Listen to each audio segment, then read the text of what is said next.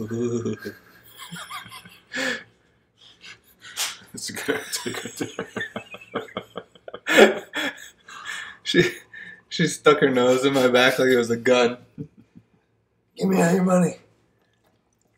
Give me all your attention. Hello and welcome to Mr. J and Friends.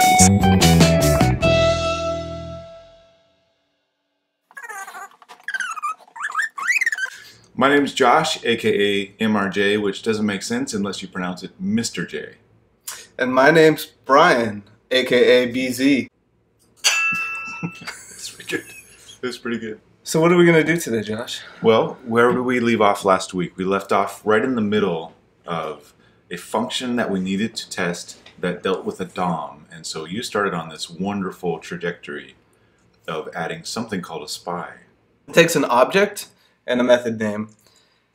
And that's what we've done here. So we've given it the document body and the method name append child, because this function add phones to page on the left side here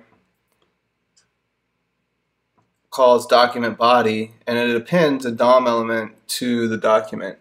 So one of the things I've been wrapping my head around is the fact that Jest does not run in the browser. It's run via Node, which is JavaScript outside of the browser. Correct. And therefore we don't have document.body. So if we're running in Node, we don't have a document. Right, exactly. So is that going to exist? Do we need to also create document?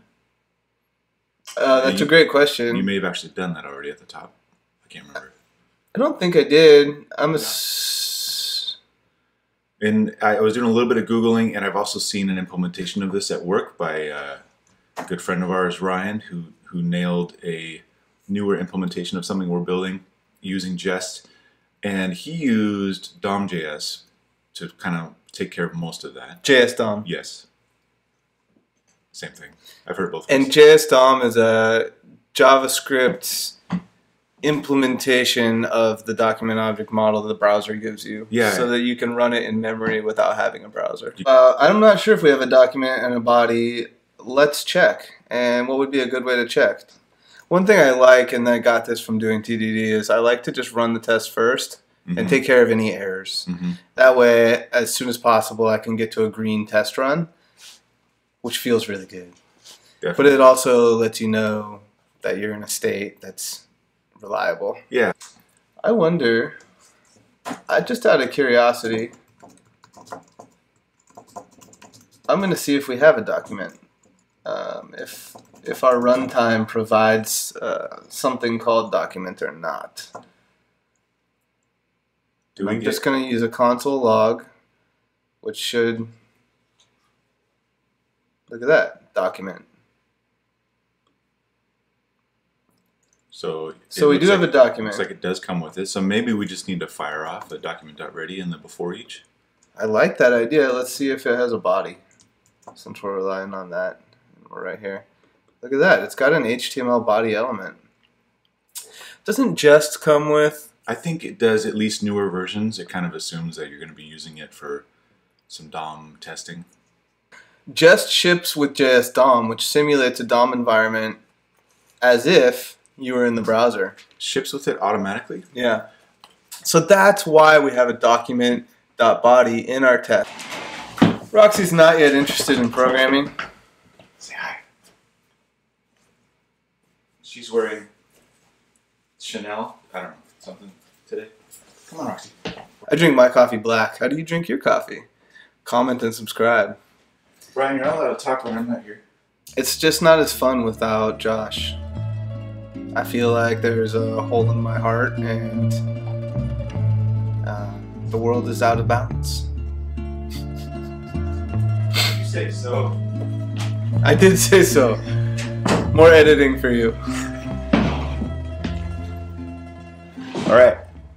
Should we meditate? No. Okay. Let's keep going. We're going to stay focused on our tests and isolate what we're doing to our test case.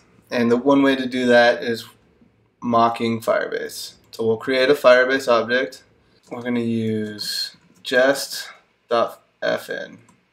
What does jest.fn return? And we can see here it creates a mock function and optionally takes a mock implementation. it returns Jest mock of any type. So Firebase is now a function, and in JavaScript, the function is also an object. So we can add other properties to it. That's what I was looking at, yeah. Such as database, which we're going to need to do. We've got exit. To answer your other question, X is like skip it. You can see our test passed. We don't have failures now. The reason I did that is I don't want to test add phones to page anymore. I want to test our Firebase mock. We were going to mention that in our intro, so I'm going to talk about that right now. We give you the real programming outlook. We may fast forward, but we at least show you that not everything is perfectly scripted with all of the answers right in a row in a fluid fashion with programming. That's just not real life. Every day we're Googling, we're trying it out, we're using the IDE to guide us, or IntelliSense, if you will. And we also, you know, if we have a zit or something, we're not going to Photoshop that out. What we really want to do here is we want to get a fake implementation of Firebase, and we're just kind of tripping over what that looks like with Jest. And we're figuring it out, I should say. We're not tripping on it. Let me pull that back. So a mock is an object that's a test object that acts like a real object. So you take one of your dependencies, like Firebase, and you make an object, and it's a fake object in your test. Then you can track that object, and you can track things like how many times it's used, whether it's instantiated or not. You can add methods to it or functions to it to be called. Now a spy is like, instead of an object, it's saying this function is, and it could be a real function. So say we have Firebase.database and we have the real Firebase. Right. We can say spy on database, and then the test framework can know things about every time that's been called. And the test framework can make assertions on if it's been called, how many times it's been called, the parameters that it's been called with. What it was last called with, yeah. Yeah, all this stuff that you can see here. So that's really useful for making assertions on your dependencies. And that's what we're going for with a spy. We don't have a real Firebase implementation. Speaking of spy, that's a good segue, Brian. Can you hand me that little bag right there? Yeah, absolutely. This is our new sponsor. Is this your spy bag? This is our sponsor for the week. Wonderful. So something that I am going to use personally, and therefore we would never have a sponsor that is not something that we use personally. That's right. I was sent this. It's one of the best swag I've ever gotten from a sponsor. It sounds amazing. I know. Really excited. I'm excited too about it. The other swag I've gotten is like a longboard or something, pales in comparison to this wonderful gift from our sponsor. So this is your surgery prep kit, sent to me. I just thought it was so nice. It was. I got it in the mail the other day, FedEx. Wonderful. And so I'm opening. I have opened this before, but let's pretend it's the first time. Can I use it when you're done? No. You can use this. It's got a timer. I'm really excited about this. So I think that this is used on the hernia site after the surgery, or potentially before, to kind of help get prepped somehow. I got to read the instructions. That means on your body. right. Let's just make sure we get that. We got this thing. This is one night before. Stick it on your body. This is to be used one night before the surgery. And I got to read the instructions on that too. I'm assuming it's something like wash my face really good so that I look good for surgery. And then this is to be used the morning of surgery, which probably includes a little bit of makeup, maybe some caffeine or something to get psyched and ready for it. So we just wanted to shout out, this is one of the best gifts that we've been sent. It was to me specifically. Well, they saw the show and they know you're doing the hernia surgery, exactly, right? Yeah. So got some instructions on here, which I'll follow later. But if you can guess what this is for, or where this should be applied, leave a note, leave a comment. Please leave a comment. I want to read those comments. I told you that was a good sponsor. What I'm going to explore next is I'm going to do database jest.fn. And I'm going to see if that essentially creates a mock function that we can use the API on. Firebase.database equals spy. So I rewrote the reference there on line 21. Did you see that? It wasn't called. So this is where I was thinking, yes, we did get past it. This is going to be the first time where we carry over into the next week. We may not even publish this as an individual episode until next week, but what we have accomplished so far in this half episode or full episode, depending on how it works out, is we've explored more of the Jest infrastructure. So Brian did a good job navigating both through IntelliSense and through the Jest website, what we can have available to us via mocks and spies. We've talked about one of the things I love that this episode is focusing on is diving down for the purpose of one test, which is our subject under test, and letting it guide us to what we need to mock in order for that to happen. Instead of trying to mock everything, we just get the minimal in place. It's also showing me because I wrote this initially, it's showing me how much testing affects and helps with the architecture. And if you do this from the start, it makes it much easier to build methods that are easy to test. We're coming from it the other direction, and we're showing how that can go wrong if you build your functions incorrectly. Absolutely. We're just gonna seamlessly put it in. Look how shiny my head is. Well, the epiphany, in my mind, just came into really strong clarity that when you have a function or a system in which part of the function that you're trying to test is a dependency and not directly related to the functionality that you're testing, then you're basically solving for X. You're removing that part from the direct test, kind of putting it to the side, getting it set up the way you need it, but then testing exactly what you want. If you do this enough with a large enough code base, you will discover that if you don't mock things that are dependencies, you can spend hours writing a test because this thing, A depends on B, and B depends on C and D and C depend on X and Y, and then somewhere there's a dependency back on A again. So the legacy code is crazy. The alternative to mocking is actually wiring up all of those dependencies to actually work. Yeah. I mean, if we don't mock Firebase, the calls, it will make a network call every time. Well, yeah, we definitely want to get that out. That will be slow. And expensive for Firebase. Expensive for Firebase. Also, because it's over a network, sometimes it'll fail. Mm-hmm. If you have a suite of like 1,200 tests, then like number 600 is going to fail one test run, and number 722 is going to fail on another test run. So plus, we want to deterministically fail sometimes to test the fail.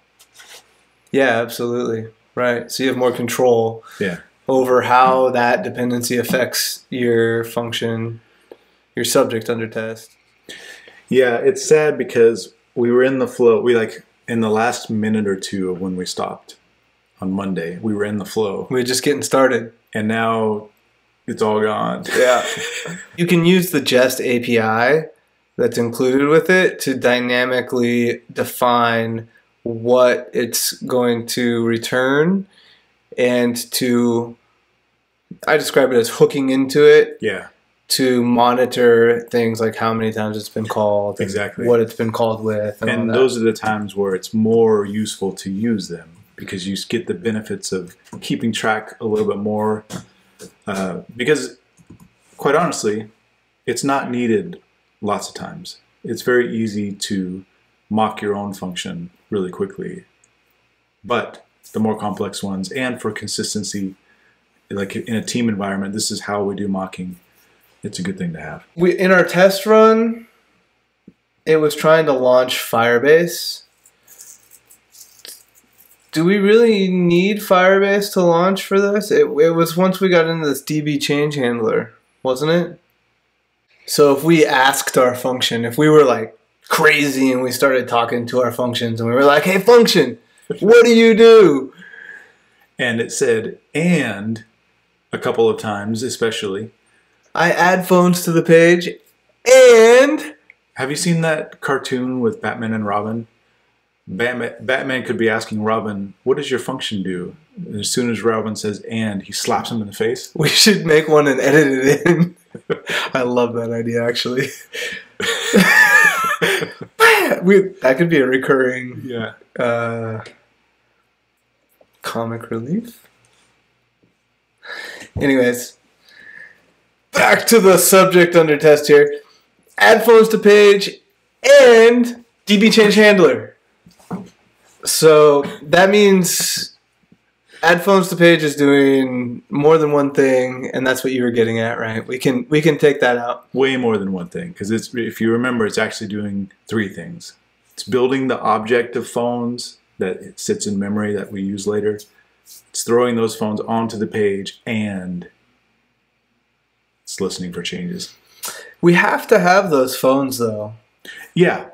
And we moved that behavior, the nitty-gritty of that, we moved it out of this function. Remember, we decided to put it in its own function so that we can just call it as phone has its own public API now. So we don't need to know anything about the details of how that's implemented. It can change and be refactored. True. Good all point. Day long, and it won't affect add phones to page.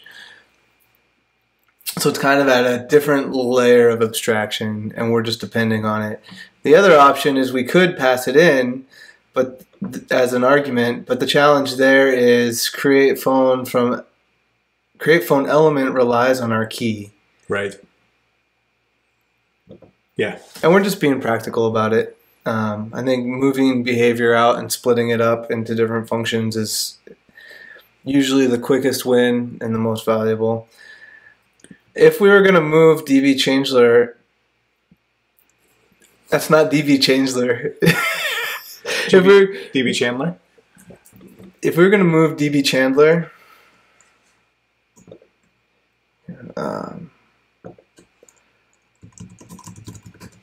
if we were going to move DB Chandler out of this function, do you have any ideas how we might go about that? Yeah, I mean, there's a place where we call add phones to page. We could just put it right after that, potentially. Okay. Do you have any ideas on how you want to start? Should we start or should we make a plan first? What state are we in here? You know, I woke up this morning at 4:30, between 4 and 4:30 from a sore throat. Yeah. Keep going. We got smoke in the air. California's on fire. Please help us. I don't like failing tests. I don't like failing tests. That being said, I don't like going down rabbit holes either. Yeah, and I appreciated the way that you were going down. You're like, let's just tackle it one by one. The test is revealing to us what we need to mock. Let's just keep going. But now that we've had a break, we came back, you're like, yeah, this is one of those cases where in real life, if I was editing this code or adding tests to it, given that there's no current tests, I would go ahead and refactor really quickly this kind of thing before you test. So a great rule to keep in mind is do not refactor your code with failing tests. That makes this challenging, doesn't it? Let's look at this another way. Yes. Let's isolate this to the subject under test for what we want the subject under test to be. What's going on right now? I'm looking at it a different way. Oh, I see what you did there. I see. Any epiphanies? No. You need a fair amount of flexibility. All right, we're going to do the rest of the show like this. That looks weird. Okay. Tell me more about what you were just saying, but with more words. But with more words. Welcome to Mr. J and Friends.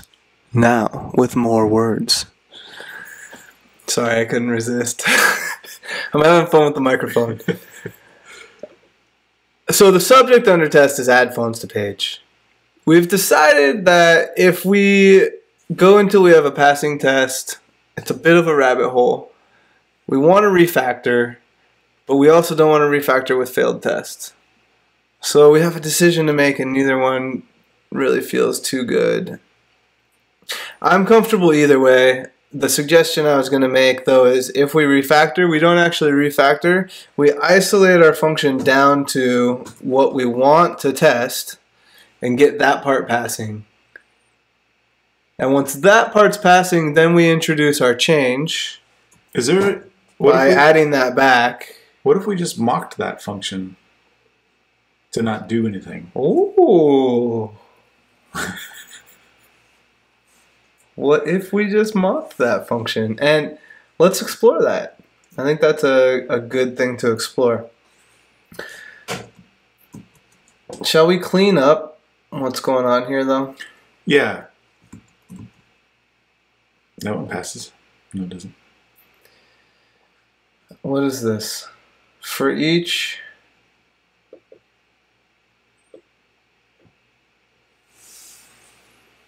users, expect document.body append child to have been called with user. Okay, that's fine. We want to leave that. This one, exit, we'll just skip it. We had all this set up. I learned another way to do what you did on line 37. I don't know if you saw it in one of those other videos. The skipping? Yeah, where you just do the it parentheses string with nothing else, and that's basically like a to-do. It skips it, but it keeps that what you want to test for later. So for instance, if you took out the whole anonymous function of 37 and just left it with just the string. Oh, really? Yeah. And just it.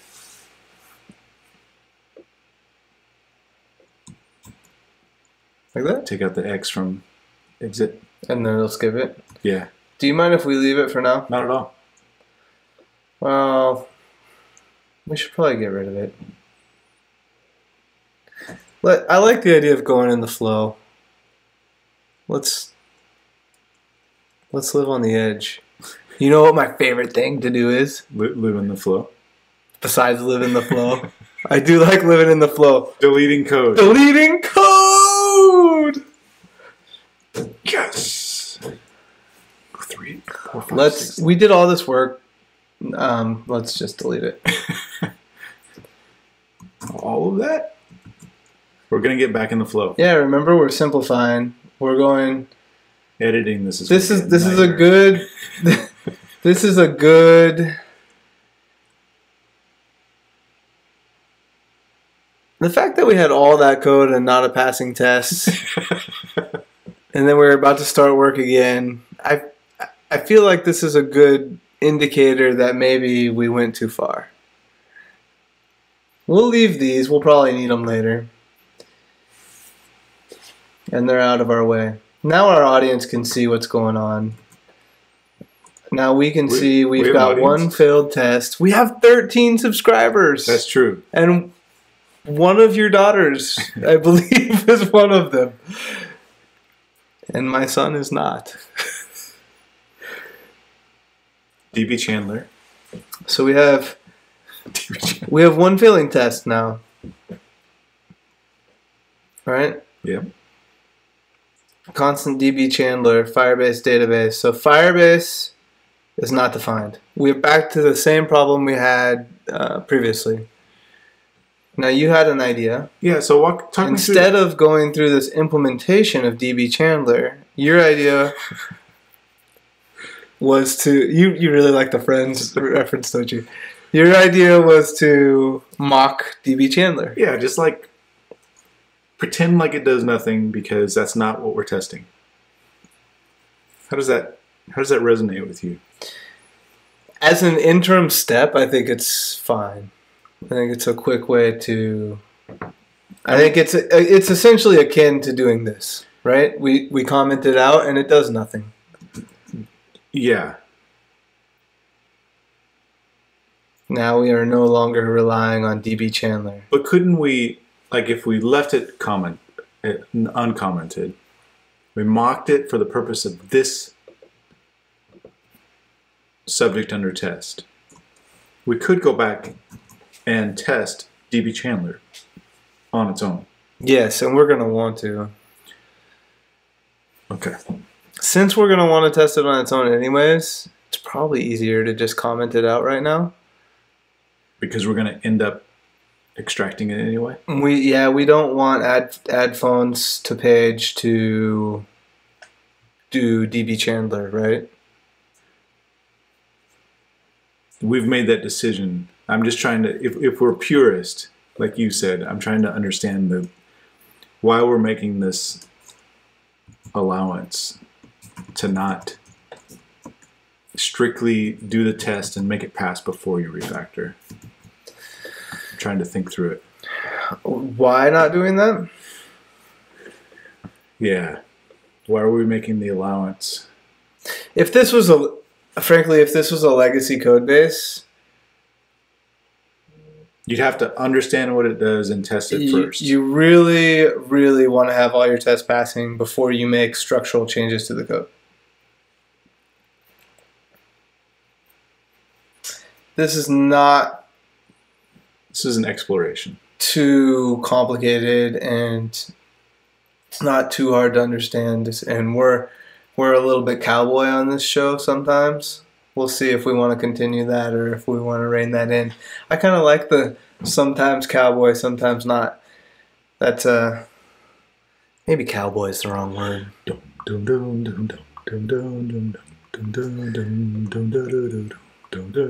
We also want to do the most practical, simplest change to stay focused on the task at hand. So do you still want to mock it, or do you want to just comment it out? I want to comment that sucker out. Okay. Because we can still mock it, No, too. It helped me just kind of think through that a little bit. Now we no longer have an error about Firebase because we've removed DB change handler. Mm-hmm. We don't have... Okay, yeah. So our test is failing. We didn't pass it users. We commented. We got rid of our users, didn't we? We deleted that. What a shame.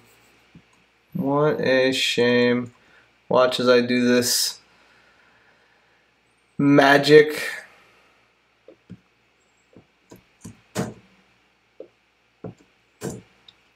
And then we had users. We can get rid of this for now.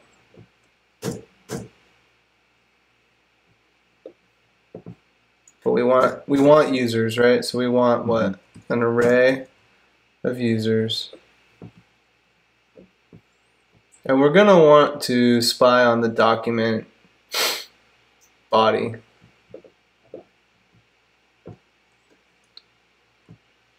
I believe so. Because that's what we have going on line 58. Did I see green? Look at that. Because the only thing we're expecting so far is document.body append child to have been called. Awesome. And then we're going to add the expect the assertion down around line 29 regarding the users. I think that's what we just did. For each user. Oh, sorry. Yeah, you're right. Expect document.body to have been called with the user. Ah. So for each has a key and a value, right? And with mocking frameworks, it's really easy to make an assertion that a value has been passed in. So we have one failed. What does it say? Scroll up.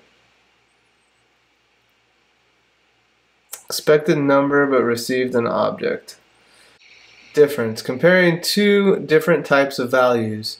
Expected number but received object. 0 as argument 1, but it was called with an element? Create phone element. So really our note, we got confused with our note here. It's not called with the user. What our function's actually doing is calling it with an element. And the wonderful thing about test frameworks, at least good ones, they tell you what the values are when they fail, so you know exactly not just tell you what it is. Color-coded, formatted. I love Jest for that reason really nice. Alone. I've grown fond of Jest. So let's keep our users as objects, because if you notice,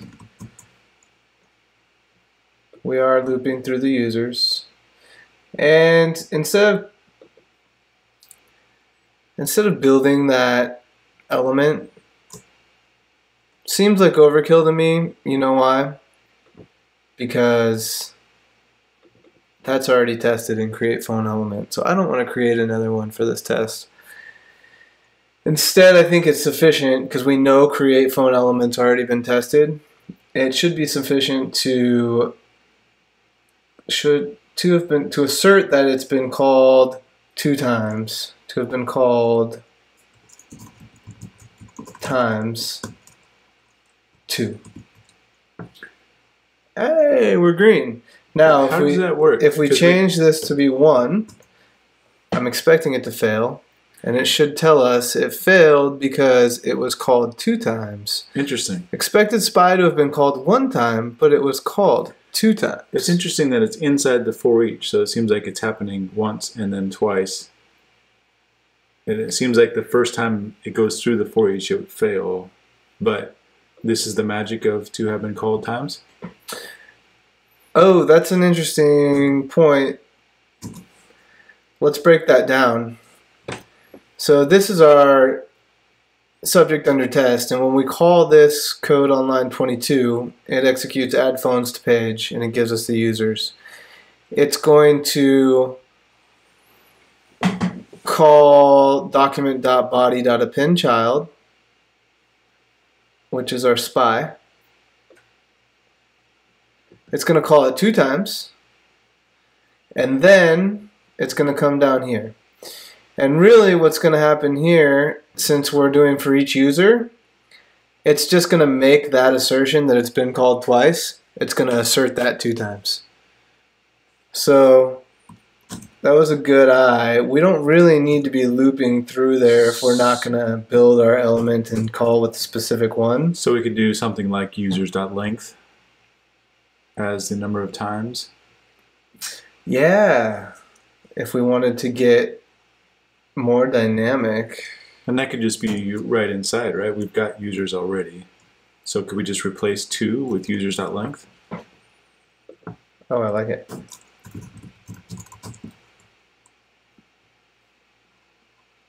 Perfect.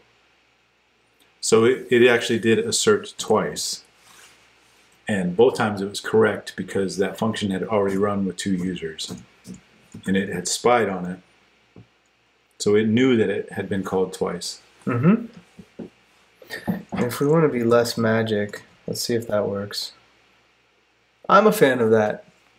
If you're new to Jest and you go, where does the spy on thing come from? Now you can see it's part of the Jest API. So we've got it adds elements to the document. This is looking quite a bit simpler than what we had before. and we have a green test. Now, as soon as we uncomment DB Chandler. That's the thing though, is our application is broken right now. Mm-hmm. That's too bad. But we're feeling cowboyish. I think we just took one step. let's not be too cowboyish. Okay. We already know that we want DB change handler to be called after add phones to page, correct?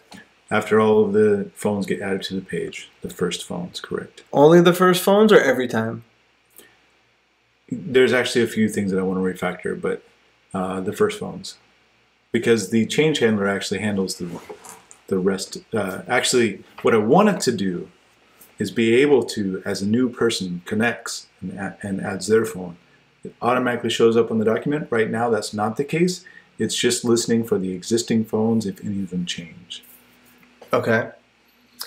So if we're listening for the existing phones and a new user adds their phone, then that would be a phone change, right?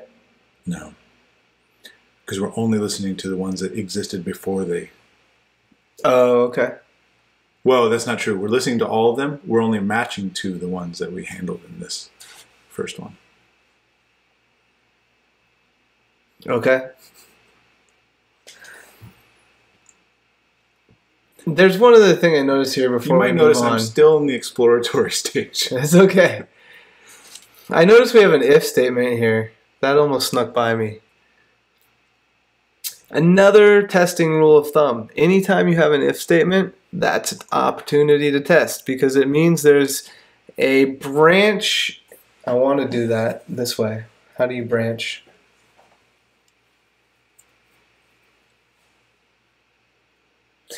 There's a branch in your code logic, which means it could change the way that the function behaves. Which means context. There's two different contexts that this could run in. So let's do another test. And this one, what does this if statement here describe? It's basically saying if there's something in that list of users that shouldn't be there, skip it. And the way that we're checking that is we're making sure that the user has a property of key. Okay. And what is key? Key is a token that Firebase has given us basically for that user. Okay. So how can what type of data structure do we want to add that's not good? Actually, let me write down what you said. You said it doesn't have a user token or contains a bad user. An invalid user. An invalid user. Okay. So that's the context. You're missing your right caret on the arrow. Thank you. Contains an invalid user. We're going to do the same thing. We're going to give it users. But now we need our users to contain an invalid user. So in this case, we could just, above line 26, quickly add an invalid user. Let's do it. Because before each of these two tests, we're creating a clean users array with two objects. Does JavaScript have push? Mm-hmm. Why does IntelliSense not show me this? That's a good question. It really should. New elements of the array. So, there it is. Yeah, it knows. So what's our bad? An object. Undefined? Well, so, yeah. So it could be interesting.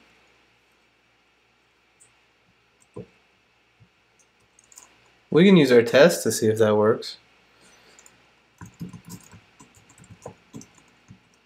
To have been called. I'm gonna go take a nap with, and then I'll be fresh when I come back.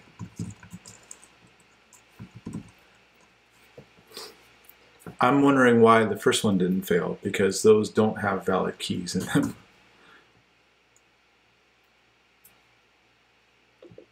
Isn't key just the user at this point? Yeah. So if the array has a property of the user, maybe. So right now we're failing because we expected the mock function to have been last called with 3. Oh, I did the wrong thing. We want times. Take out the last. To have been called times. There we go. Okay, so now we're failing because we expected it to be called 3 times, but it was called 5 times. 5?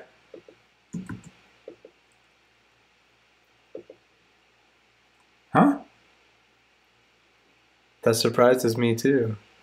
Let's see if we can figure this out. I do know that we have 2 here and we have 3 here. So it looks like... It almost looks like... it's holding on to the reference. Yeah, it looks like each... Why is our SPY not a different SPY every time? We ended up with 4. It's before each. Yeah. So you're saying the users are, but the total number of SPYs at that point is what's wrong. The users did get reset with each new test, but the total number of SPYs did not. It appears that way. The SPY object, which is a reference to that function, appears to be sticking around. What if we, just to double check, I want to make sure, before line 26, can you console log users? Before it? Yeah. Because I want to see how many existed. Just make sure that there's not 4 users at this point. Sure. I don't know where they'd come from. Just 2. There's 2 right here. Yep. Okay. So that is the case that the SPY is not getting... Or is this the case where we need a fixture of some sort? Or... what does that mean? Or a reset? Its own little environment, right? Its own little...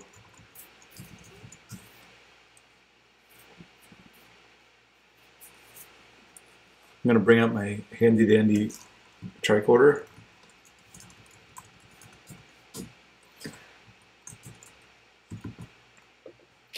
Honestly, I don't think it should be keeping the state. The only thing I can think of is that our SPY function has actually replaced the document.body append child. And so that does not go away each time.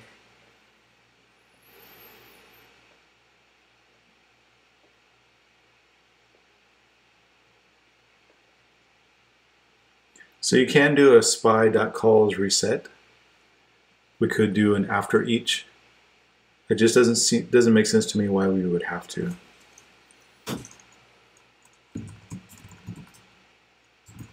Like this? Well, we wouldn't want to in the before each. Well, unless it was done first, right? Yeah, it should be done first. Either way, I'm just testing the API at this point. Didn't work. It says that cannot read property reset of undefined. So calls is undefined. Spy dot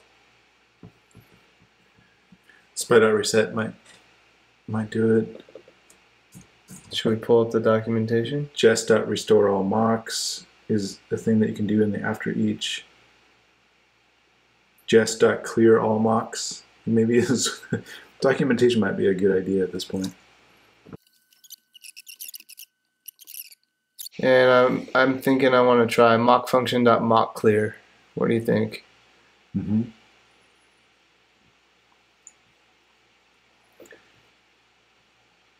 This is definitely where, for me, the first time doing... Oh, look, we have IntelliSense. Sorry, I didn't mean to no interrupt worries.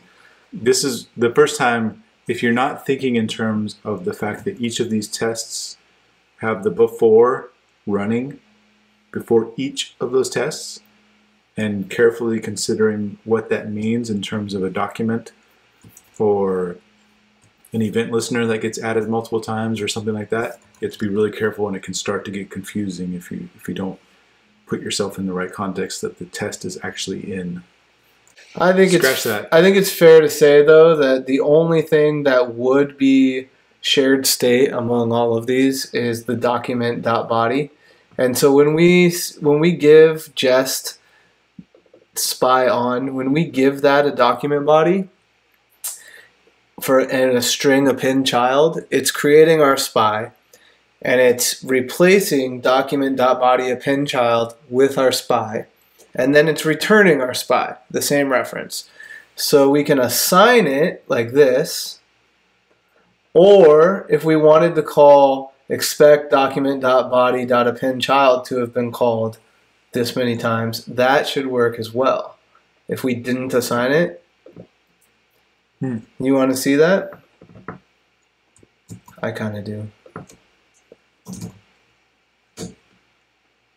So let's say we don't actually have spy. We get rid of spy. We say here document.body.append child to have been called that many times, and then document.body.append child to have been called that many times. And we have a failing test still because it's back to 3 times and 5 times. Expected mock function to have been called 3 times, but it was called 5 times.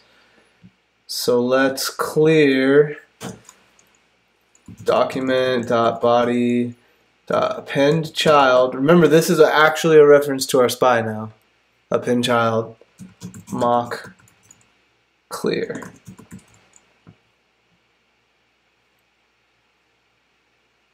Which style do you like better? Do you like assigning a spy, or do you like seeing that it's on document.body? I like it being so explicit in the expect of what we are actually expecting to have been called. It's nice to see it so clearly defined. I like it that way too, I think. So there you go. You can assign a spy and use that object on its own. Or you can use the actual spy function that you replaced. Brian, for my own benefit, can you comment out line 56 and run the test again? It should fail, right? I'm not sure. Now remember, so we're looking at this one now, right? Contains an invalid user. So we've added a third user, undefined. Yeah, it should have been users.length -1 because we added an invalid one. So what we're expecting is users.length -1. I believe so. Expected the mock function to have been called 2 times, but it was called 3 times. And uncomment that out. That should fix it, but I think we've set it up slightly incorrect. Has own property. What is what is has own property?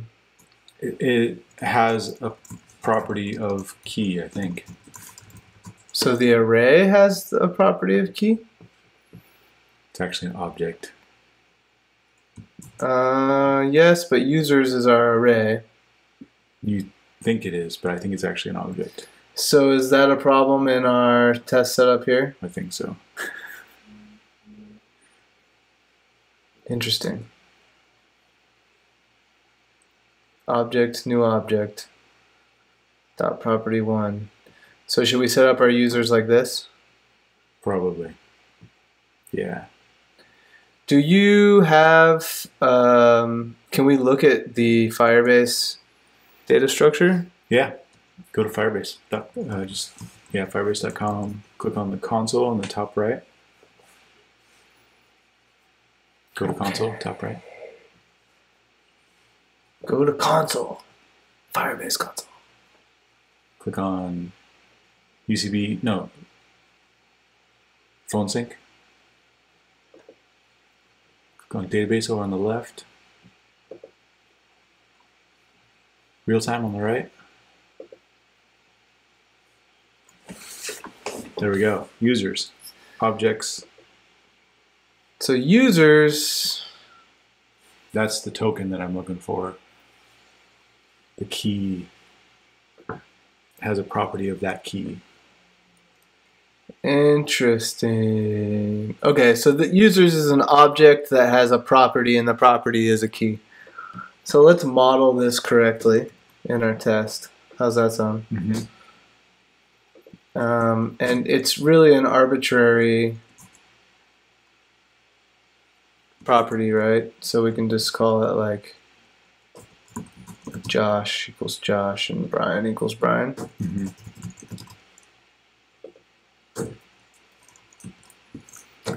And now we can't add I'm really glad push. that you decided to, yeah, you're right. I'm really glad that you decided to test that fork in our logic.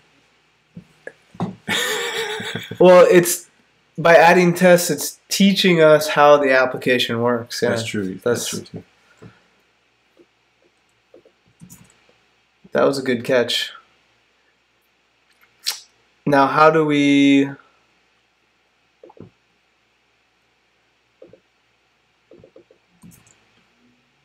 make this pass now? Users.push is not a function. So how do we get a user that doesn't have its own property key? So key is going to be the actual user. Right. We can say users dot. We can do this in JavaScript, right? Yes. And we can say ABC, and we can say undefined. Will that work? Should have. Expected mock function to have been called not a number times. Nan. Oh, because we have users.length, and users.length no longer works. We've got a nan. So how do you get the length of an object? Well, you can do that, but for brevity, I think we should maybe just hard code it. Yeah. 2 times, right? Now the only one that's failing is the line 26, right? No, it still says line 32. Oh, okay.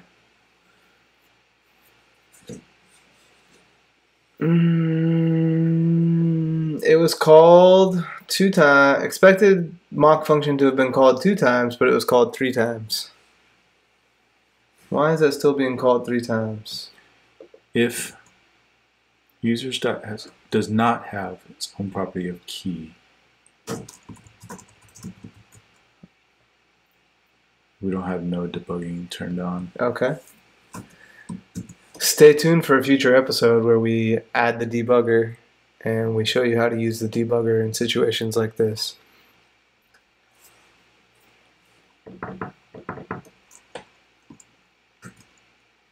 Can we call it 1, 2, 3?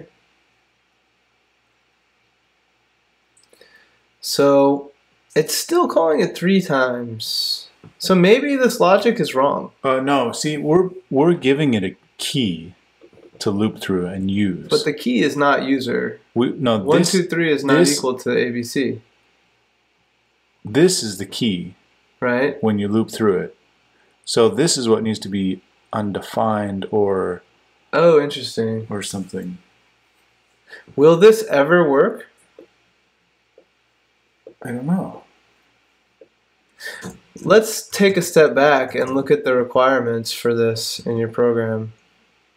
I think I put it in because I was manually putting in some data in the database and I wanted to make sure it was in this format.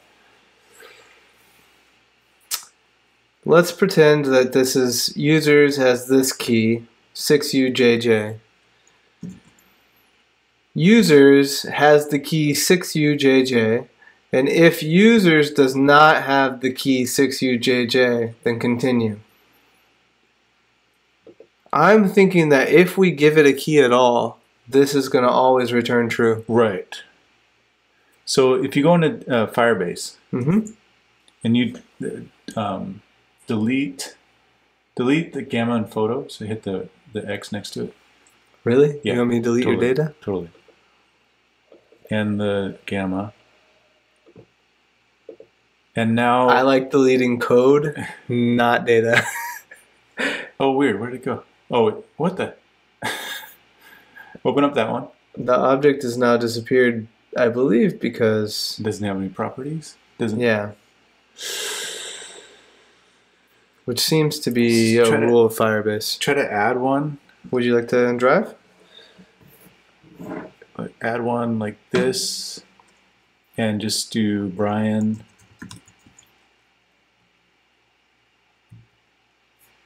Just do Brian, and yeah. So now,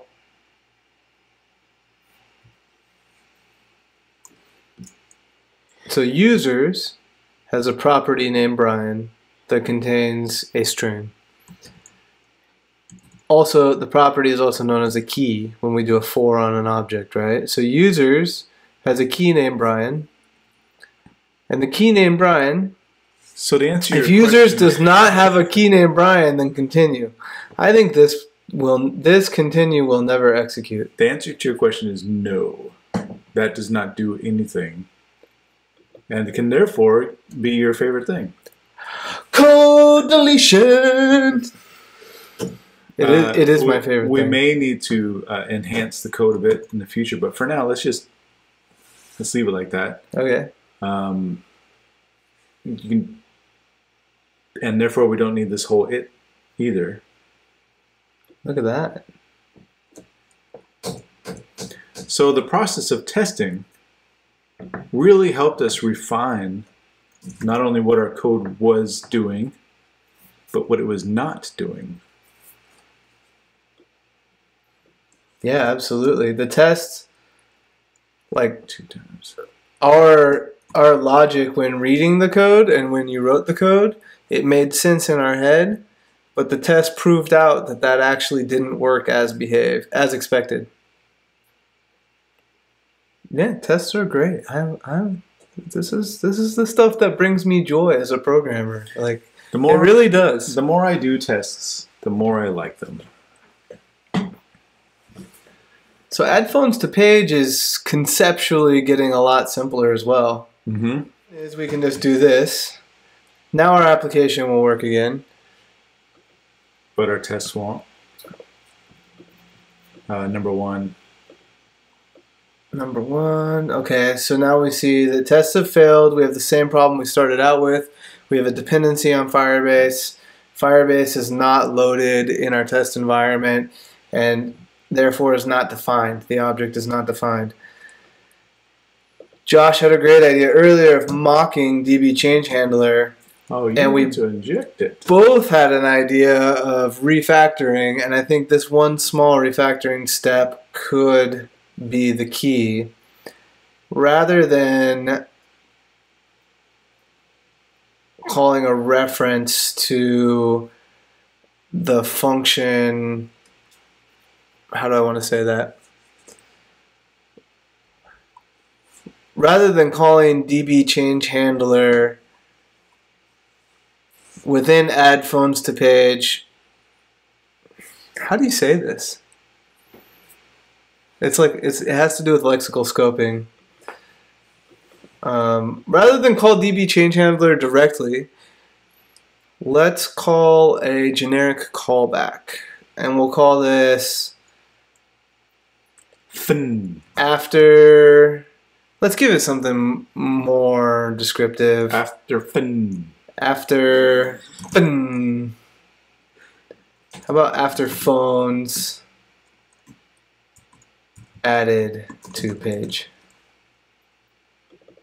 We can change the name later, but that helps me remember what we're actually going for here. Now, add phones to page.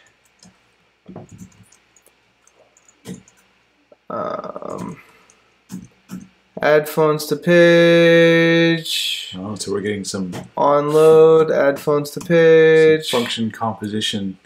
Yeah. Where was our other? Where is this thing used? No, did you see? We passed it in. Onload. Oh, where is onload? Oh, onload is a fin. Right here. So it's right there. Yeah. So after, then we call it DB change handler. And then in our setup, we've now changed the definition of this, and what are we gonna do? I think we should make another spy or a mock function. The spy and a mock function are And make sure that it was called. essentially the same thing here. We're gonna call this after phones added to page.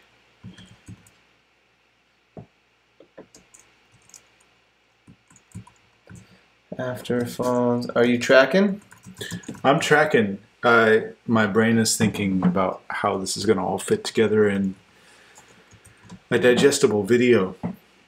There we go. It will. I think it will. I think it's going to be great. It's going to be the best digestation video. The gestation video? So now, quick recap.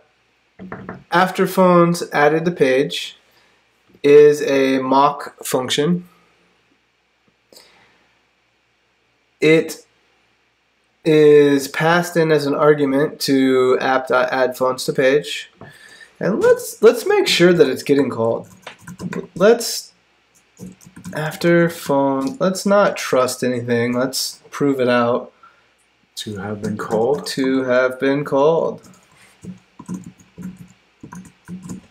Let's see, are we going to be green? Hey, we still pass. So we give add phones to page this function to call after they've been added to the page. Now, in our test, we give it a test function, and in our code, we give it the real function DB change handler, also known as DB Chandler. DB Chandler. Join us next week when we add Phoebe to the mix. DB Phoebe and DB Monica. And over on this side, you can see add phones to page. We updated the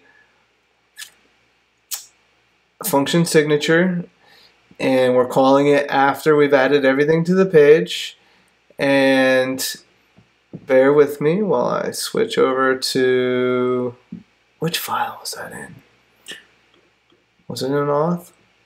No. Where was it? I don't know what you're looking for. Onload. App.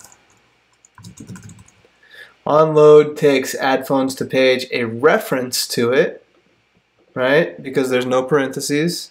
So it's just a pointer in memory.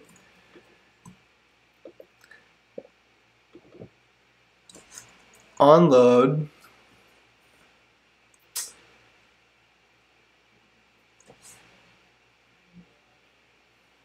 And then we give it the DB change handler. Can we rename this? I'm not a huge fan of initialize either. But it's better than fin. But yeah. Now onload. Is it really onload? Let's after phones added to page. For now, since we're only using it once, we're only using onload once.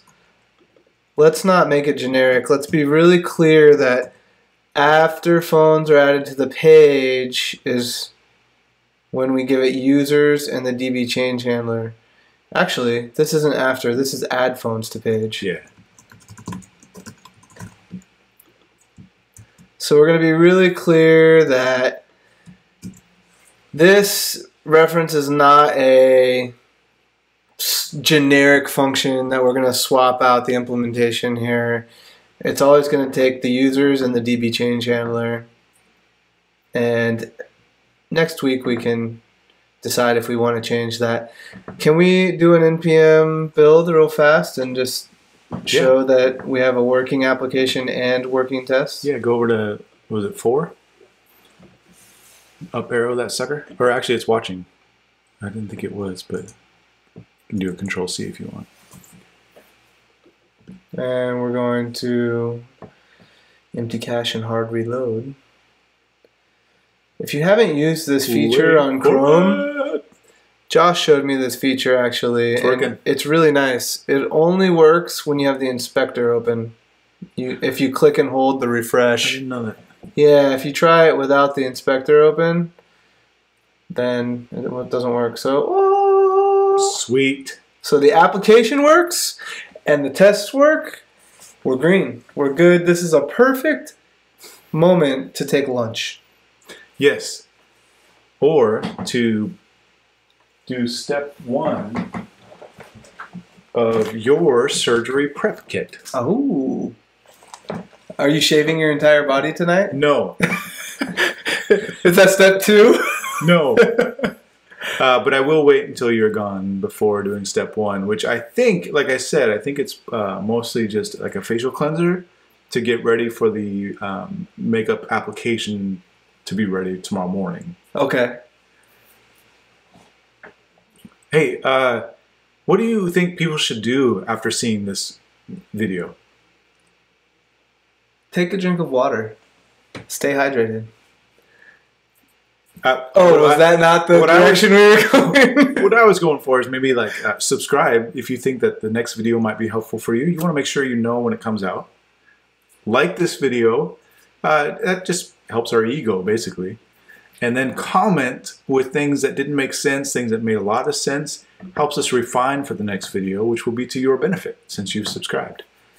And next week we will be, now that we've got mocks and spies all handled, we are in a really good spot to bust through the rest of this.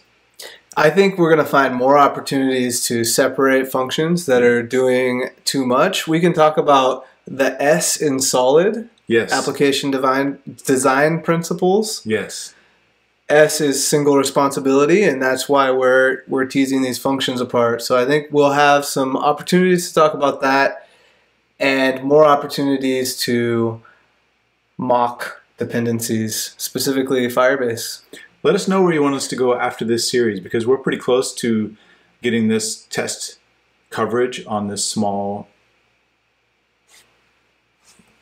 explorative app that we built, that I built. Brian doesn't want to take credit for this one.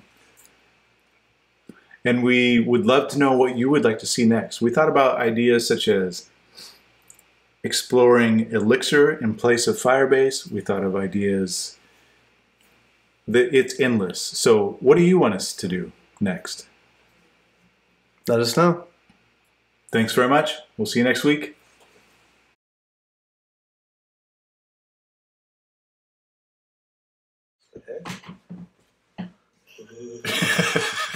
You got that on film? Yeah. E-saver. Thanks, Charles, for our first serious comment on YouTube. Yeah, absolutely. So, Charles?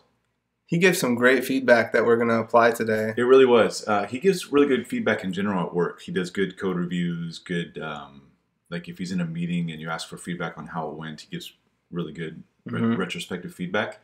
So he gave us 4 or 5 paragraphs in YouTube. You can go check it out on episode 3. And we're going to try to implement a few of those today. Yeah, or we could just take a photo right now and send it to him. He's now famous. Okay. That one's for you, Charles. My name's Josh, otherwise known as MRJ, which doesn't make sense unless you pronounce it Mr. J. Yeah, I'm sorry, I wasn't prepared for that. You have to do that again. My name's Josh, a.k.a. I was doing the thing. Okay.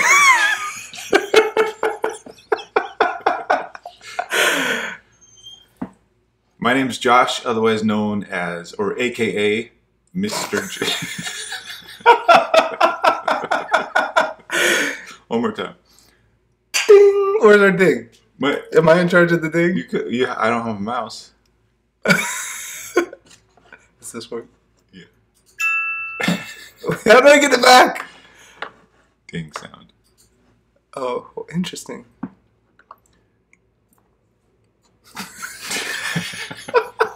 It's gonna be one of those Wait, mornings. how you gonna...